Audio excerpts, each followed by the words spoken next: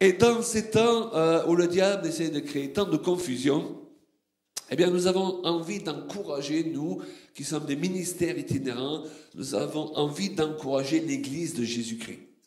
Et le message que je veux partager avec vous ce soir, c'est continuer à croire dans l'Église. Pourquoi? Parce que Jésus, il y croit toujours. Il y croit tellement qu'il a prévu de venir la chercher. Est-ce qu'il y a quelqu'un ici qui a reçu un email, un texto de la part de Jésus qui lui a dit « J'ai changé mes plans, finalement, je ne viendrai pas vous chercher. » Donc, malgré tous les dysfonctionnements, Jésus voit plus loin. Et je vais vous encourager à voir plus loin ce soir. Vous savez, j'entends souvent les gens dire, et les chrétiens d'ailleurs qui parlent comme ça, « Ah, tous les chrétiens sont comme ça, tous les pasteurs sont comme ça, toutes les églises sont comme ça. » Mais c'est très dangereux de généraliser comme ça, parce que justement, tous les chrétiens ne sont pas comme ça, c'est-à-dire négatifs.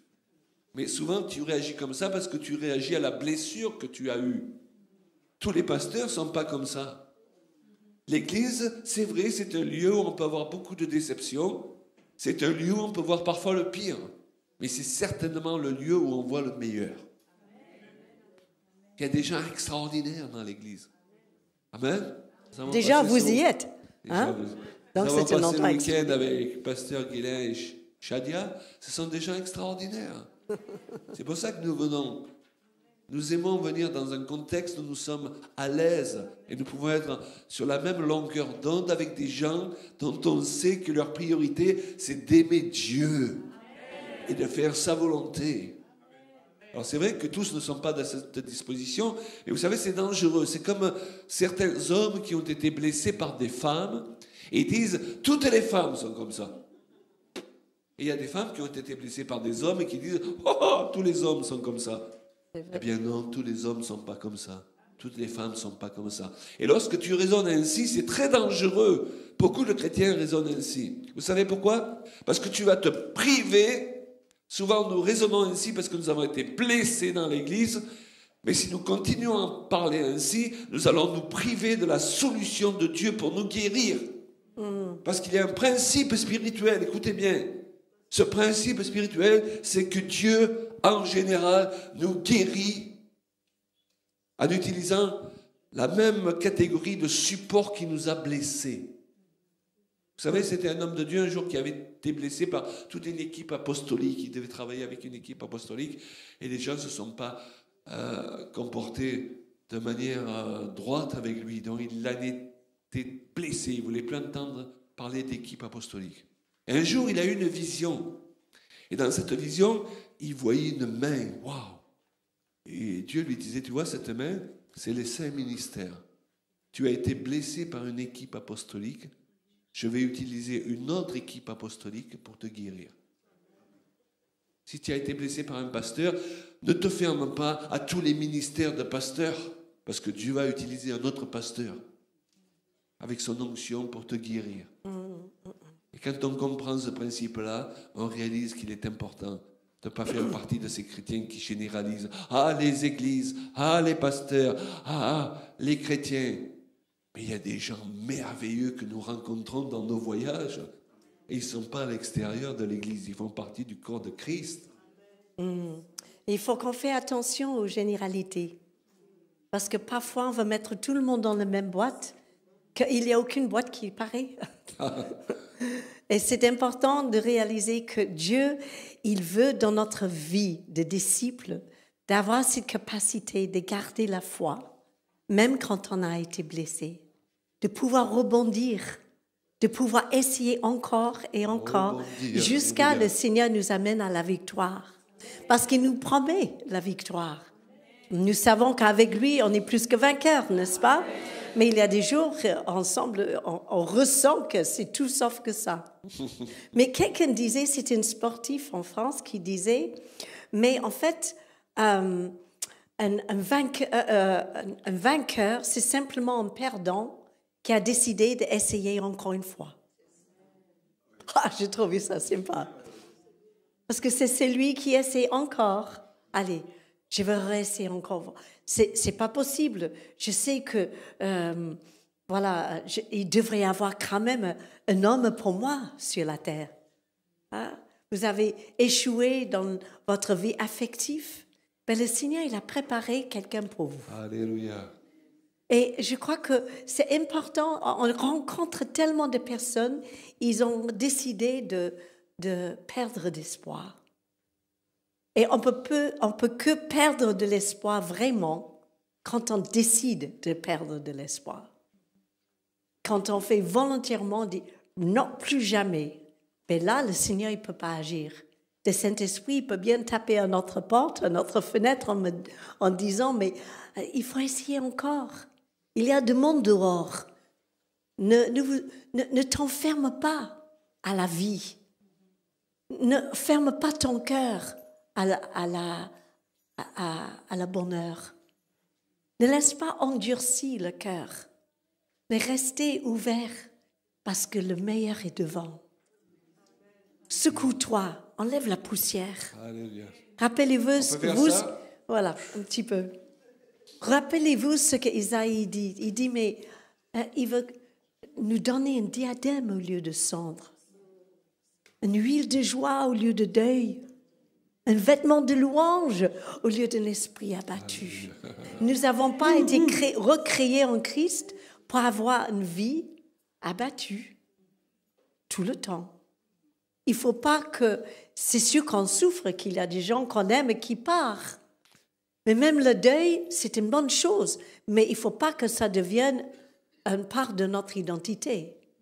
Un petit moment, le temps qu'il faut, ensuite, allez, on se dégage de ça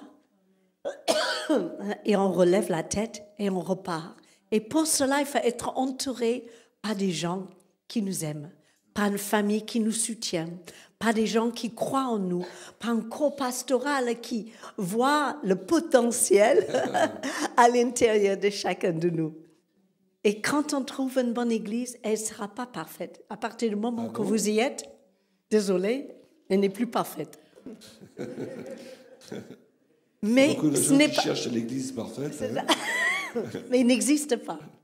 Par contre, une église où l'Esprit de Dieu habite, c'est une église qui progresse, qui avance. Et ensemble, on est capable de faire des 1000 exploits. Alléluia. Que toute seule, on n'arrive pas. Donc, il faut se relever. Amen. Vous savez, lorsqu'on vient à Christ, une merveilleuse vision de l'Église, corps de Christ, nous est communiquée. Hein, souvent, lorsqu'on est, comme on dit, nouvellement converti.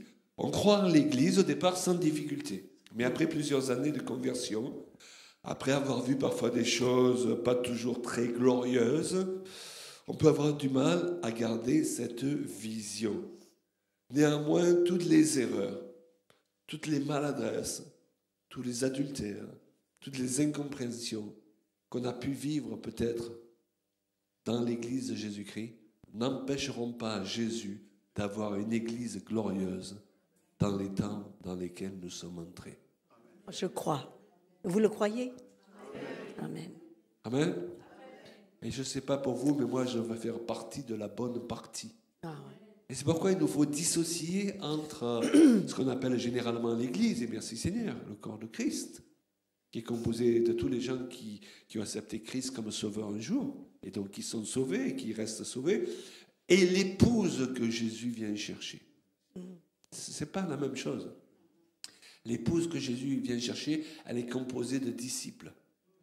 Elle est composée de ceux qui ont surmonté justement toutes ces déceptions et qui ont un objectif dans ces temps. Je tiens à vous rappeler quel est notre objectif aujourd'hui, aux uns et aux autres.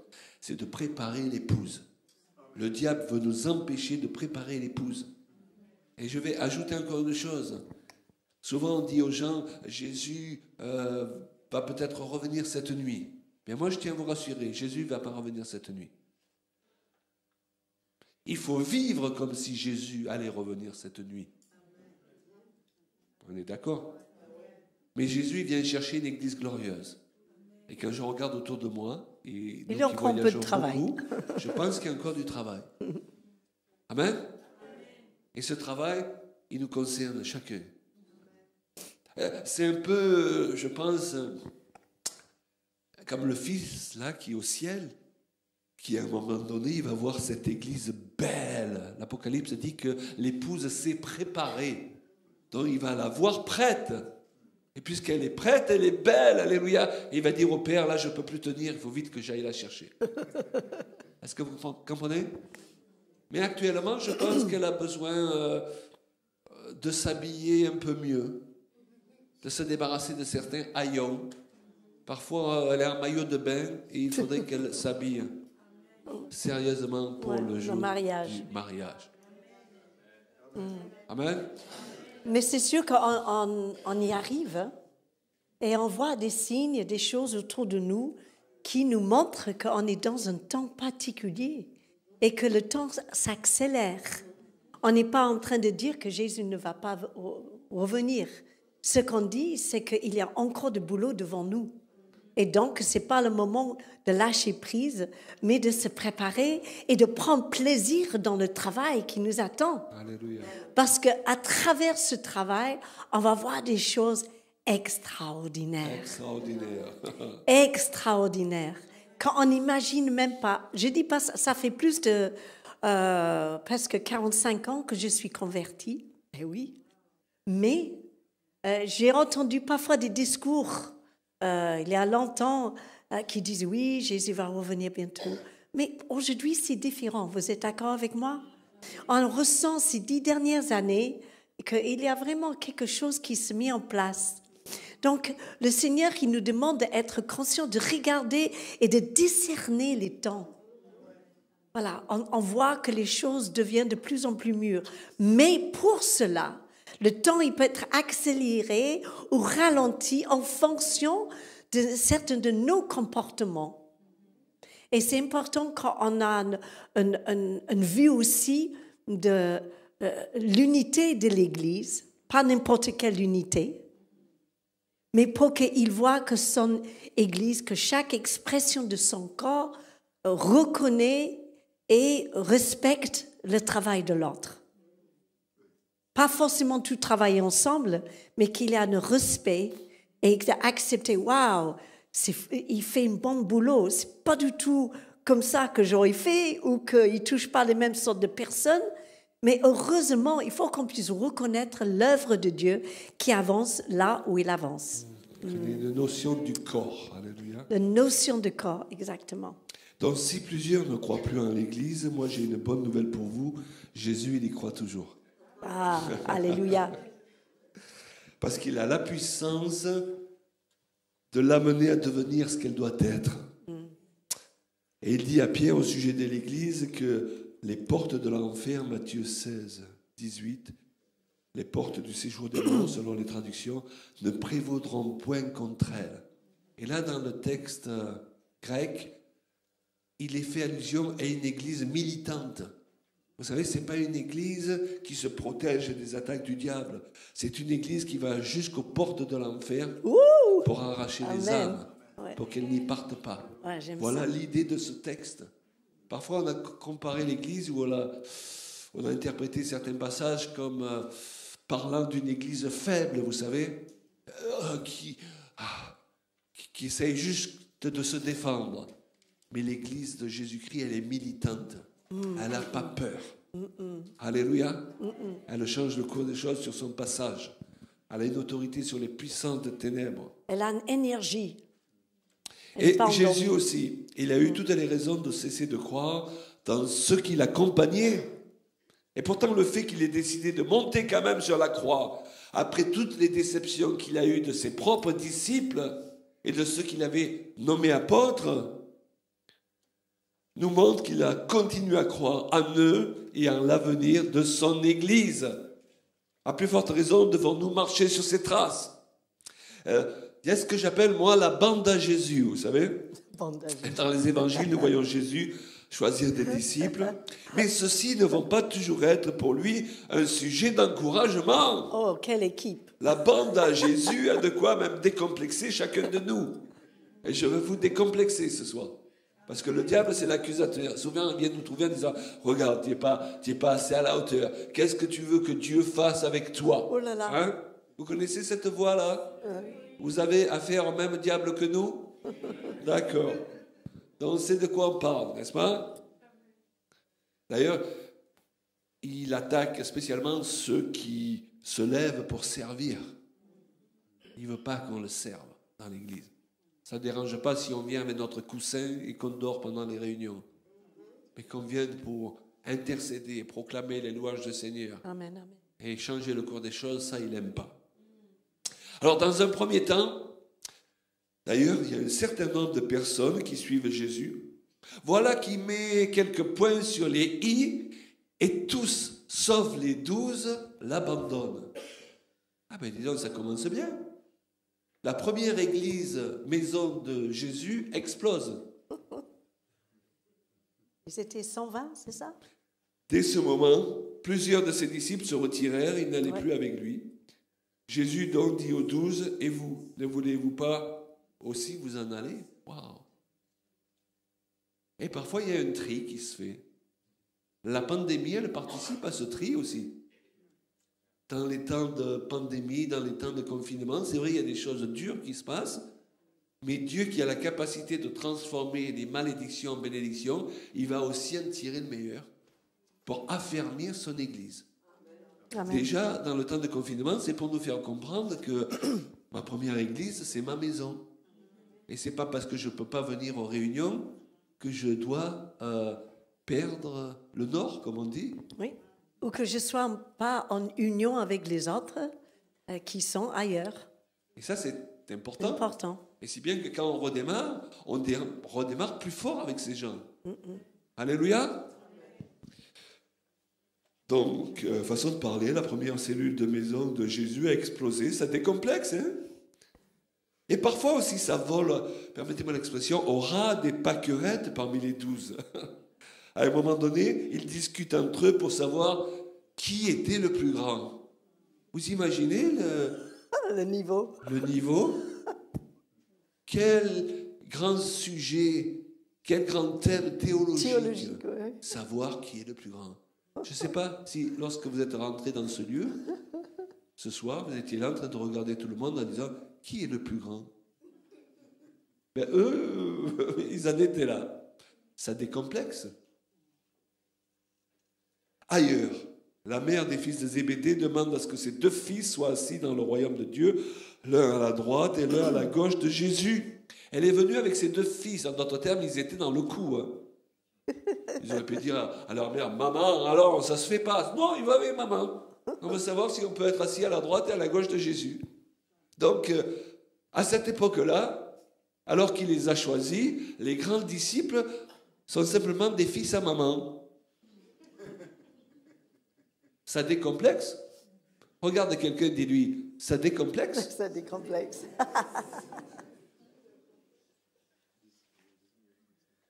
Donc, ces fameuses 12 colonnes mettent un certain temps à devenir solides. Hein?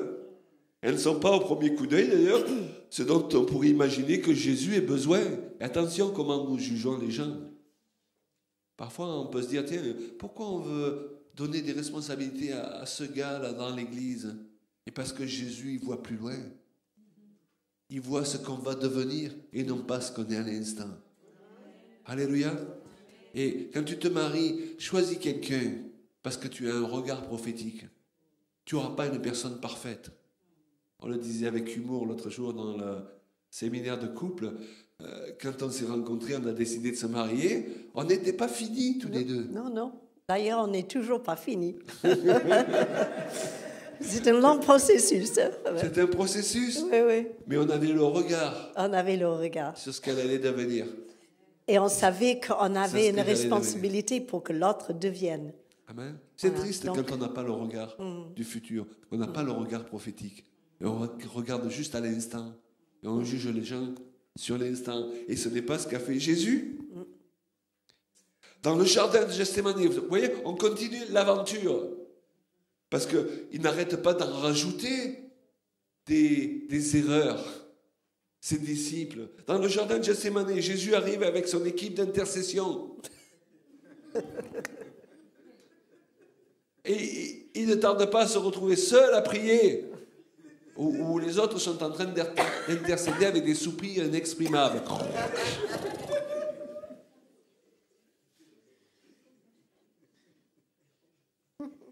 Combien de chrétiens veulent à tout le monde parce qu'ils se retrouvent seuls à la réunion d'intercession? Et ensuite, parce que ça continue, ça pourrait s'arrêter là, mais ça continue, voilà là, on vient pour le saisir et ils s'enfuient tous. Drôle d'amis. Et Pierre, qui ne fait rien à moitié, le renie 3 fois. Sans parler de Judas qui l'a vendu. Quelle équipe! Il y a de l'espoir pour toi, mon frère. Il y a de l'espoir pour toi, ma sœur. Dis-le à quelqu'un, il y a de l'espoir pour toi.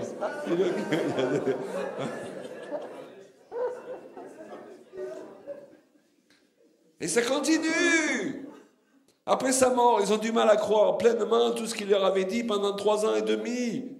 Et les femmes venues au tombeau sont quelques instants accusées de divaguer lorsqu'elles disent qu'il est ressuscité. Et quand la majorité est convaincue, Thomas insiste encore pour mettre ses doigts dans les trous de ses mains. Seigneur, quelle équipe!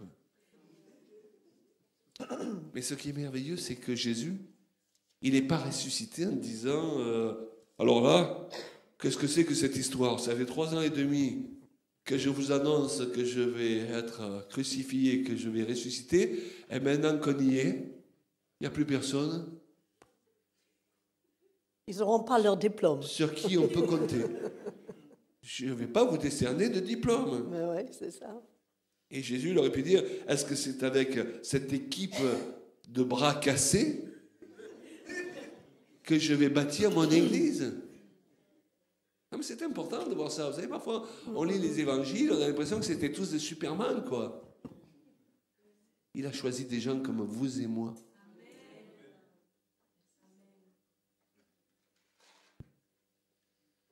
Non, il a continué à croire dans ses disciples. Parfois, on a été déçu par les gens et on ne veut plus croire en eux. On a été déçu par sa femme, par son mari, par quelqu'un dans l'église. Et on décide de ne plus croire en eux. On a oublié tous les gens qu'on a déçus nous-mêmes, souvent. Et c'est pour ça qu'il y a quelqu'un qui disait, écoute, si tu es mon ami, mais tu restes mon ami parce que je ne t'ai pas encore déçu, je prie Dieu de vite te décevoir. Parce que l'amitié, elle a une valeur quand on s'est déjà déçu. Amen.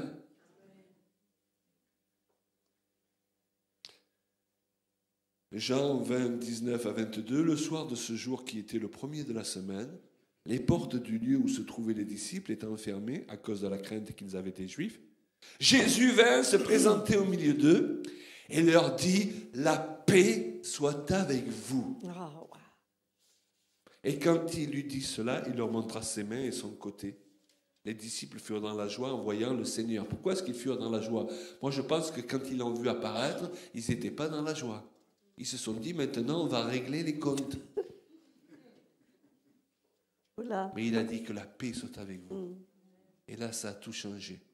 Peut-être que tu es venu dans ce lieu ce soir et tu es sous un fardeau de culpabilité. Tu as l'impression que Dieu il n'est jamais content avec toi, jamais suffisamment content avec toi.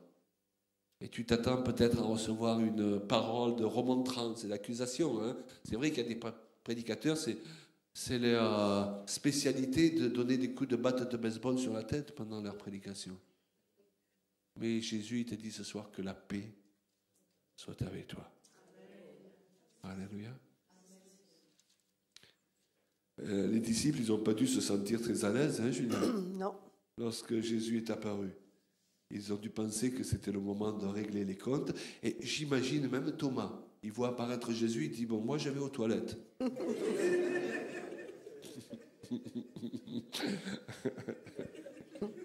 Parce que lui-même, lorsque les autres ont cru, lui, il fallait encore qu'il mette. Et lorsque Jésus leur a dit, la paix soit avec vous, ils ont tous dû être très soulagés. Et c'est vrai que le Seigneur, il aurait pu dire à Thomas, bon Thomas, tu voulais voir mes mains? Viens, tu vas aller voir mes mains. Imposition des mains. Imposition des mains. Mais non. Il leur a dit à tous et à Thomas aussi que la paix soit avec vous. Et il leur a confié la mission d'aller annoncer la bonne nouvelle à toute la création. Eh mais Jésus, tu n'as pas vu? Humainement parlant, ils ne sont pas prêts, ces gens. Humainement parlant, ils ne sont pas à la hauteur, ces gens. Humainement parlant, ça ne donne pas envie de travailler avec eux. Mais Jésus pense différemment. Il voit plus loin, le Seigneur. Et le reniement de Pierre ne remettait pas en question la demande que Jésus lui avait faite de paître ses brebis. La trahison de Judas ne remettait pas en question la sincérité des autres. Et même Judas, si s'était repenti, Jésus lui aurait pardonné. Parce que Pierre a péché, il a renié 3 fois. Et la Bible dit qu'il a fait des imprécations. Vous savez ce que ça signifie? Ça signifie que pour être sûr qu'on le croit, il a insulté Jésus. Pour être sûr qu'on le croit quand il disait qu'il ne le connaissait pas. Il a dû dire, cette espèce de ceci, de cela, j'ai rien à voir avec lui. Et Judas, il a vendu. Les deux, ils ont péché très fortement. Mais un, il a choisi de se repentir. Et l'autre, il a choisi la dépression. Vous savez que parfois, au milieu de nous, même s'il y a des gens qui souffrent de cela et qui demandent à être aidés, on est bien d'accord, mais il y a certaines personnes aussi qui préfèrent se réfugier dans la dépression que dans la repentance. Réfléchissez à ça.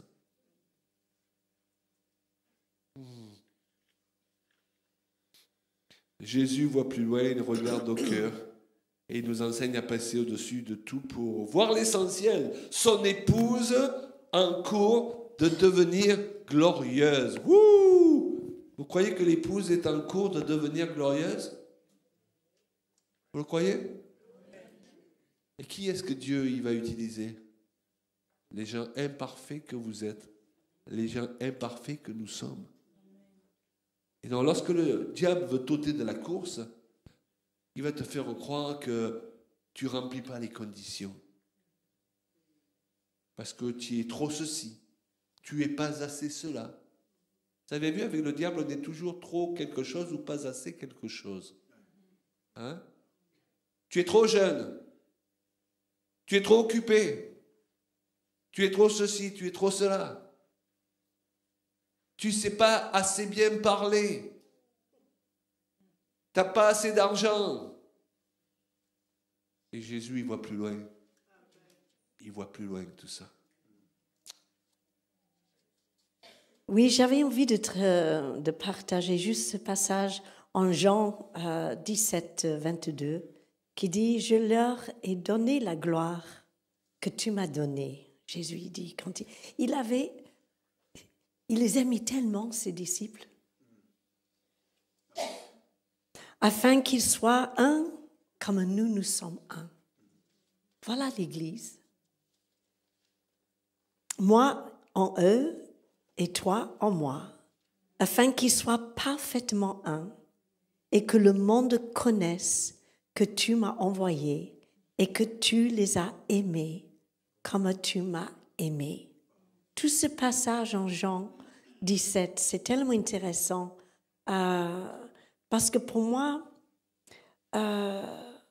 ça parle de l'Église. C'est le début. C'est l'union que nous avons avec lui qui fait toute la différence. Et que Jésus ne les a pas abandonnés quand eux, il a abandonné. Il a prié que cette connexion, cette relation, vous vous rappelez, c'était hier matin, quand on disait que la foi, la base de la foi, c'est les relations. Et qu'on peut remplacer dans certains passages la foi par la relation. Et on réalise l'importance que Jésus, il gardait d'être avec, c'était ses disciples. C'est un peu comme nos enfants, ils sont loin d'être parfaits. Et si on attend la perfection, voilà, on sera déçu toute notre vie. Mais Jésus, il savait leurs défauts. Il connaissait leur incapacité de rester, d'être constant. mais il les a aimés quand même et il a assuré que non, ça c'est mes disciples et ils sont très bien, ils sont suffisants pour faire le boulot nécessaire. Il les a assumés. C'est magnifique, hein? Et quand on réalise que son désir, c'est que cet amour, on n'aurait pas pu vraiment goûter l'amour de Dieu de la même manière si Jésus n'avait pas demandé à son Père de nous aimer autant que Dieu l'aimait lui. Je ne sais pas si vous comprenez ce que je veux dire. En priant cette prière-là, Jésus il a ouvert la possibilité qu'on puisse avoir cette relation avec le Père et avec le Fils et ensuite avec le Saint-Esprit. Cette relation intime, individuelle, propre à chacun de nous, faite sur mesure pour nous. Ce n'est pas quelque chose de trop grand pour certains ou trop petit pour d'autres. C'est vraiment sur mesure et Jésus nous assume. C'est magnifique, non? Et ça forme l'Église. Et si on peut comprendre ces différences que nous avons les uns les autres, on peut travailler plus facilement les uns avec les autres parce qu'on dit « oh, c'est normal, elle n'est pas parfaite. » Mais ce qu'elle a, elle met au service du Seigneur. Et ce qu'elle a de mal à faire, eh bien, curieusement, moi j'ai une facilité. Alors on va travailler ensemble et comme ça, on va pouvoir couvrir tous les besoins que cette maison, que cette famille a besoin.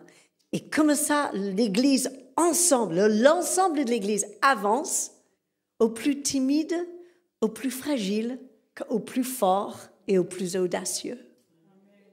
Nous sommes un corps et on a besoin de chacun de nous d'être ici dans cet endroit pour que justement cette onction descende parce que c'est bien d'être ensemble.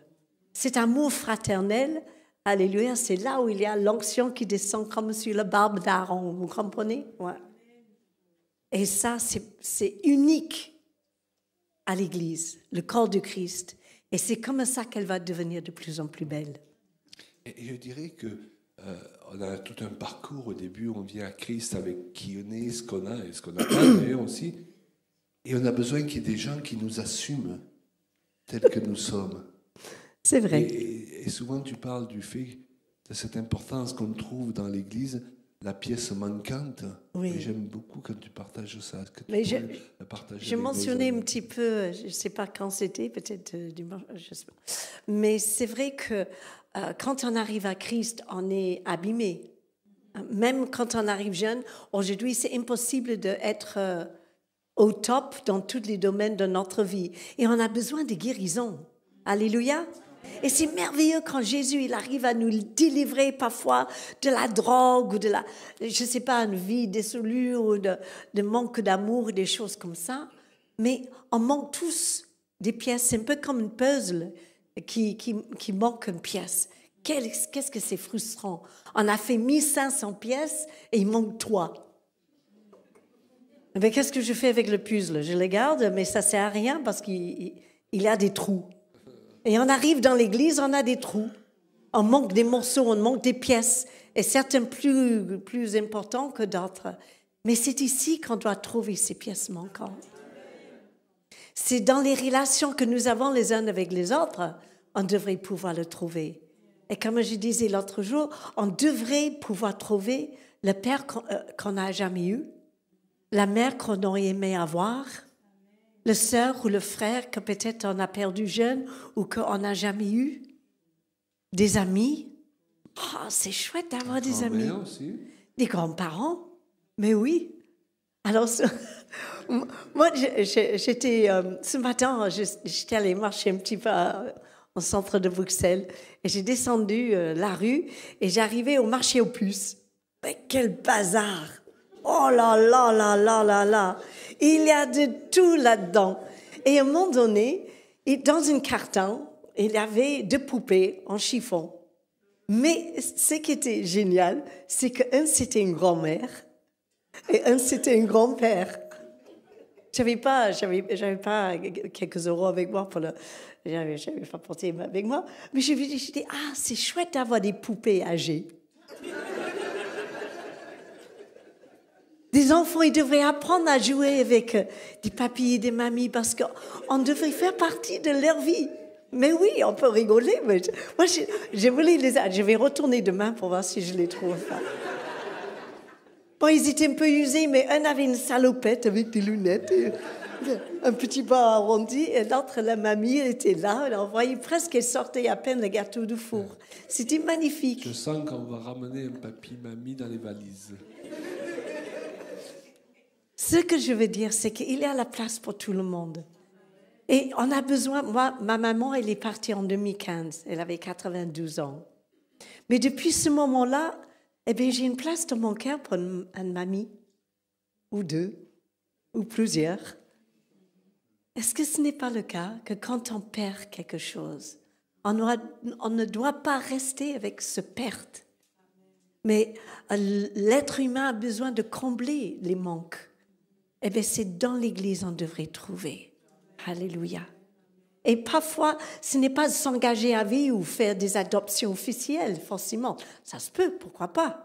Mais c'est surtout d'être présent de chercher un besoin et de se dire, je peux combler ce besoin. Je peux assister ce jeune jusqu'à ce qu'il termine ses études. Je peux donner des conseils à cette jeune femme qui n'a pas de famille ou qui n'a pas eu de parents. Et que, comme ça, elle fait un bon choix quand elle va chercher un mari. Vous avez des vocations, c'est d'être un être humain qui soit rempli de compassion et bienveillance les uns envers les autres. Ici, dans l'Église, d'abord. Ensuite, bien sûr, à l'extérieur. Mais le monde manque tellement de familles. Mais c'est difficile. Mon fils, il nous a dit il y a quelques années, il disait, mais maman, papa, ça fait combien de temps vous êtes mariés? Je dis, oh, c'est intéressant, on l'expliquait. Il a dit, parce qu'à l'école, les gens, ils ne croient pas que j'ai deux parents qui viennent, qui sont toujours été là, parce qu'ils sont tous composés. C'est dommage. C'est compliqué. Donc, on va dorer le blason des parents, des enfants, une famille, la cellule familiale. Toute la création est créée comme une famille. Les animaux, ils savent couver leurs petits. Et aujourd'hui, on voit des parents qui délaissent les leurs entre nous, les êtres humains, qui a un peu de Dieu dedans, même si il y a le péché, moi, j'aime l'Église. J'aime l'Église en toutes ses formes. Alléluia. Ça peut être une grande église comme celui-là, mais qu'est-ce que vous êtes bénis, il n'y a pas des masses comme vous. Mais j'aime bien aussi des petites églises qui commencent dans un salon, une petite, une église maison, ou peut-être une fratrie, ou une communauté. Alléluia, c'est l'Église, et l'Église est vivante. Et à l'Église, il devrait être un endroit où on peut accueillir ceux qui sont délaissés, oppressés, encore enchaînés, sans les juger quand ils arrivent chez nous. Mais de les accueillir et de dire, mais entrez. Peut-être il n'y a pas une très bonne odeur, mais ça ne fait rien. Jésus n'a pas eu peur de ça. Vous avez une bonne odeur. Il faut que les gens de la rue ou ceux qui viennent ici, les jeunes qui sont paumés, quand ils entrent, ils disent « Oh, ça sent bon !» C'est parce que vous êtes là. Nous sommes les lumières du monde. Alléluia. Et combien l'Église aime, combien Dieu, il aime l'Église. Et il ne faut pas que vous vous découragez. Trouvez un endroit où vous êtes bien, vous formez une famille. Et une famille doit être solide. Et on est l'exemple pour le monde de ce qu'une famille peut faire. C'est beau ça a été, non? Très bien, ma chère, vraiment. Ouais, c'est bien. Hein? J'adhère. Oui, ça va. On aime bien travailler ensemble. On peut poser la question à certaines personnes qu'on rencontre. Avez-vous perdu la vision de l'Église? Et combien de chrétiens qui ne croient plus à l'Église, ne croient plus aux autres, Ils vont pour plus dans diverses une raisons. église. Mais ces raisons sont humainement valables, mais spirituellement pas valables. Il y a des choses qui humainement parlant sont logiques, mais spirituellement, ce n'est pas la logique de Dieu. Ces personnes ont été trahies, et Jésus aussi. Ces personnes ont été déçues, Jésus aussi. elles ont été abusées, Jésus aussi. elles ont été méprisées, Jésus aussi. elles ont été rejetées. Jésus aussi. Vous savez, et ça serait tout un autre enseignement, je me suis rendu compte que parfois on perd de vue que c'est par ces meurtrissures que nous sommes guéris. Et parfois nous parlons tellement de nos meurtrissures qu'elles prennent le pas sur ces meurtrissures. Qu'est-ce que ça signifie? C'est qu'à un moment donné, on doit apprendre à se détourner de soi pour fixer nos yeux sur ce que lui, il a souffert. Et là, on va relativiser. Quelqu'un qui est mis sur une croix, quelqu'un qui est flagellé, quelqu'un qui on arrache la peau à coups de fouet, les fouets romains, quelqu'un qui passe des heures à être humilié, cloué sur une croix. Peut-être que mon petit problème à côté de ça, c'est secondaire. Et même mon grand problème. Et c'est un verset qui nous dit ça. Considérez celui qui a souffert ces choses.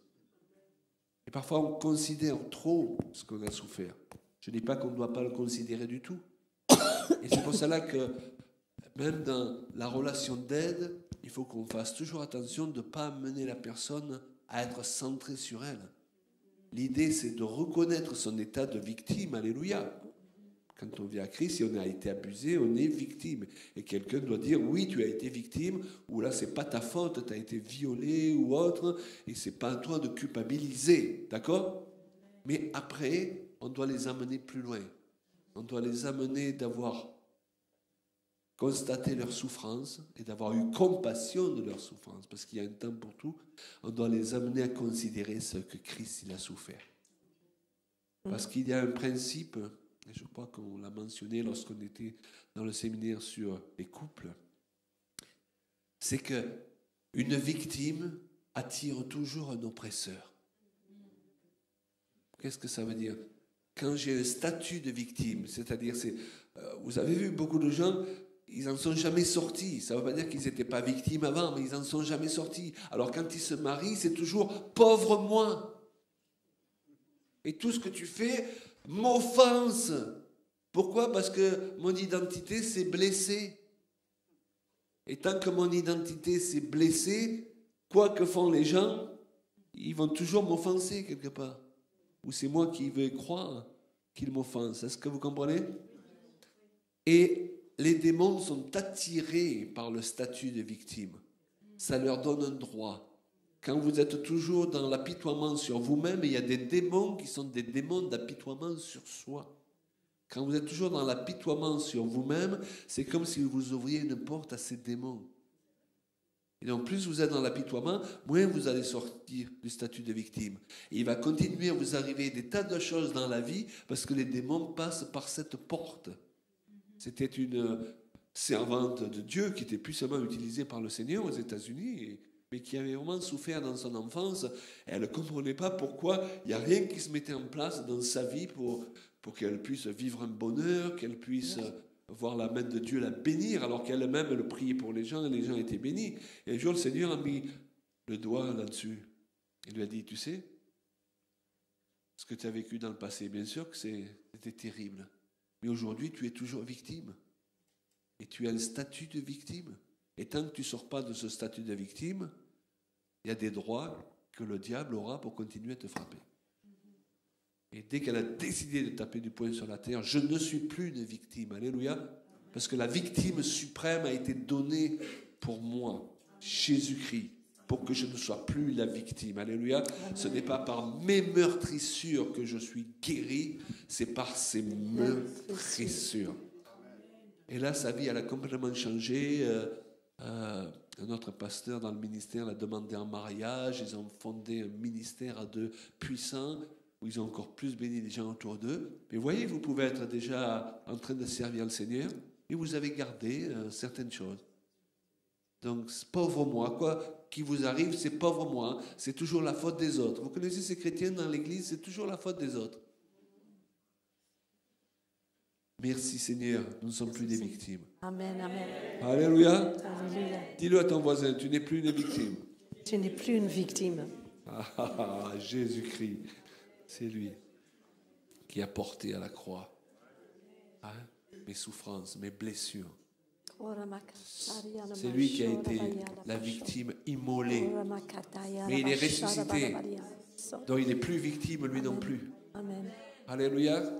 Il est glorieux et il veut partager cette gloire avec nous. Donc, revêtons-nous de la mentalité de Jésus. Voyons plus loin. Trop de personnes regardent aux hommes au lieu de regarder à Jésus. C'est vrai que nous pouvons, comme on l'a mentionné hier, et nous devons pouvoir regarder certains hommes qui nous donnent l'exemple. Alléluia. Et armez-vous, si vous voulez servir Dieu, d'être des modèles pour ceux qui arrivent derrière vous. Mais si ce n'est pas le cas, et que vous perdez la vision de l'Église à cause des problèmes qui s'y trouvent, c'est parce que vous avez commencé à plus regarder aux hommes qu'à Jésus. Jésus a foi dans son Église. Wouh! Comme je disais tout à l'heure, puisqu'il a toujours prévu de venir la chercher. Merci Seigneur. Merci. Absolument. Oh. Non, les noces de l'agneau n'ont pas été annulées dans le plan de Dieu. Le ciel entier se réjouit à l'idée de ce temps où nous serons réunis auprès de Christ. Parce que l'épouse est en préparation. Mais l'épouse, au départ, eh bien, Dieu, il fait avec ce qu'il a. Et ce qu'il a, c'est nous. Oui. C'est pour ça que Dieu ne te choisit pas par rapport à tes qualités. Il te choisit par rapport à ce qu'il voit qu'il peut faire de toi. Exactement. Parce que l'Église, vous savez, au départ, l'Église, c'est un rassemblement de gens à problème encore plus important que n'importe quel autre rassemblement. Vous savez pourquoi? Parce que la Bible nous dit que Dieu a choisi les choses faibles du monde pour confondre les fortes. Il les a réunis dans un lieu qu'on appelle l'Église. Mais il a prévu le processus d'évolution, le processus de sanctification. Amen. David, il dit, tu me donnes l'intelligence, j'ai plus d'intelligence que les vieillards. Dieu transforme. Mais quand il refuse le processus de transformation, ça demeure un lieu de gens à problème. Et là, c'est dangereux de se trouver dans l'Église. Et vous mettez des dons spirituels entre ces gens qui n'ont pas évolué en maturité, et le massacre commence. Bienvenue à Hockey Choral. C'est pour ça que parfois vous avez vu dans l'Église des choses qui ne devraient pas se passer dans l'Église. Des comportements qui ne devraient pas être dans l'Église. Parce que les gens n'ont pas grandi en maturité. Ils sont venus avec leurs problèmes, avec leur statut de victime, mais ils sont restés avec leurs problèmes et leur statut de victime. Mais l'Église, Dieu nous prend tels que nous sommes pour nous transformer. Absolument. C'est pour ça que Pierre, plus tard, eh bien, il n'hésitera pas, d'après l'histoire, à mourir pour Christ. C'était plus le même Pierre qu'il avait renié 3 fois. Mais Jésus l'a choisi alors qu'il l'avait renié 3 fois. Ça ne veut pas dire qu'il n'appelait pas à se transformer. Comme disait quelqu'un, Dieu t'aime tel que tu es, mais il t'aime trop pour te laisser tel que tu es. Donc l'importance de grandir, l'importance de viser la maturité. On n'arrive pas tous en même temps, mais ça, c'est pas grave parce qu'il y a toujours des nouveaux qui arrivent. Il va commencer en victime et que le Seigneur, il va les encourager à travers qui? À travers chacun de vous, à travers bien sûr le corps pastoral, mais c'est à vous d'évoluer et de prendre responsabilité et de promettre Dieu, je vais essayer, je vais faire mon mieux. Dieu ne vous demande pas de réussir à tout ce que vous faites, mais il attend au moins qu'il y ait un élan de bon vouloir, de vouloir avancer, d'être, je vais faire mon mieux. Mon mari et moi, on a un long parcours, mais parfois on se regardait, on dit, oula, là c'était un peu chaud, cette épreuve-là, mais on a fait notre mieux. Et Dieu, heureusement, il regarde quoi? Il regarde le cœur. Si votre cœur est bon, si votre désir, c'est de rester aligné avec la volonté de Dieu, eh bien, vous avez la recette pour être victorieux et de gagner et d'arriver à cette maturité où, à un moment donné, on dit, ah, mais tiens, je suis guéri de ça. Et quand on est guéri, qu'est-ce qu'on peut faire? Eh bien, on tourne le regard vers les autres. Tant qu'on est tellement prise par nos propres problèmes, eh bien, on ne peut pas vraiment viser les autres. Mais même là, c'est fou comme le Seigneur il arrive à nous guérir quand on s'occupe des problèmes des autres. Cherchez premièrement le royaume de Dieu et toutes choses vous sont données par-dessus. Exactement. Je crois que l'Église est en train de changer. Vous aussi? Je crois qu'on est en train d'entrer dans cette nouvelle ère et il faut qu'on entre ensemble. D'accord? Il faut qu'il y ait une place pour chacun. Mais je crois que l'Église va avoir à affronter des épreuves, des raisonnements de ce monde, des défis qu'on n'aurait jamais imaginés ou même rêvés. C'est inimaginable, les choses difficiles. Les situations, on va être obligé de trancher, de se positionner quand le monde il va se dire alors, ben, si tu dis ça, alors tu es comme ça, alors ça c'est contre la loi et machin, et que attention, on va venir voir ce que vous prêchez. Ça va être compliqué, les amis. Mais je crois que le Seigneur, il a l'onction tout à fait pour aujourd'hui aussi. Alléluia. Et l'onction qu'on aura aujourd'hui, ce n'est pas la même onction qu'il y a 40 ans, ni 30 ans, ni même 10 ans avant le Covid. On va être loin d'une huile tout particulière pour aujourd'hui, qui va nous donner une sagesse dans notre bouche et qui va nous permettre, il va délier parfois les bouches des personnes qui sont tellement timides qu'ils n'osent pas trop parler. Et là, d'un coup, il va être devant des situations, devant des personnes. Et d'un coup, il va avoir la parole qu'il faut, qui va être comme une flèche. Et vous allez dire, waouh, c'est moi qui ai dit ça. Ah, génial, super, cet esprit. Continue comme ça. Et on va s'habituer à marcher avec plus d'assurance, plus d'audace. Comme Claude il disait, mais c'est pas une église qui doit être timide, qui dit vite, vite, vite, fermez les portes, on va être en sécurité entre nous. Contraire, non. Il faut affronter les choses, il faut être dans le monde. Vous n'êtes pas de ce monde, mais il faut être dehors, en train de travailler, en train de confronter des gens qui ont une façon de vivre qui est totalement différente que de les nôtres. Mais soyez fiers de qui vous êtes. Alléluia. Ne soyez pas agressif avec les gens. Mais défendre votre opinion si on vous agresse. Mais sinon, aimez les autres. Respectez. On va dire, oh, c'est intéressant. Hein?